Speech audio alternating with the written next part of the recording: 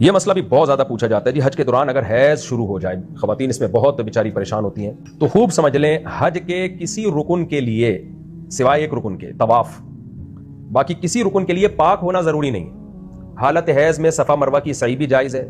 مینا میں قیام بھی جائز ہے، وقوف عرفہ بھی جائز ہے، وقوف مزدلفہ بھی جائز ہے۔ یہ سارے جو اعمال ہیں حج کے ادا ہو سکتے ہیں حالت حیض میں بھی، ناپاکی کی حالت میں بھی، صرف طواف نہیں ہو سکتا۔ تو اس لیے جب کسی خاتون کو مینسز آ جائیں تو وہ عمرے کا طواف بھی نہیں کر سکتی اور حج کا طواف بھی نہیں کر سکتی، اور اگر شدید مجبوری میں عمرے کا طواف کر لیا تو ایک دم دینا پڑے گا۔ وہ مجبوری کیا ہے؟ یہی ہے کہ بھائی اب حج شروع ہونے والا ہے، عمرہ اب کیسے اس کو ڈیلے کریں ہم، یا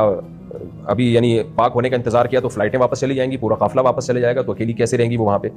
تو ایسی مجبوری کا حکم الگ ہے۔ نارملی ناپاکی کی حالت میں وہ طواف نہیں کر سکتی، طواف کو ڈیلے کریں گی، پاک ہونے کا انتظام کریں گی، یعنی انتظار کریں گی۔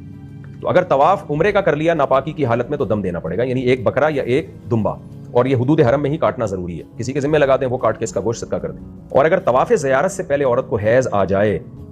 تو شرعی حکم یہ ہے کہ وہ طواف زیارت کو پھر ڈیلے کر سکتی ہے، یعنی بقرعید کے پھر 3 دنوں میں طواف کرنا اس پر واجب نہیں ہے، ڈیلے کر دیں، پاک ہونے کا انتظار کریں، جب پاک ہو جائیں تو پھر طواف زیارت کریں، کوئی گناہ نہیں ہے، کیونکہ یہ شرعی عذر کی وجہ سے ڈیلے کیا ہے انہوں نے۔ لیکن اگر ڈیلے کر کے بھی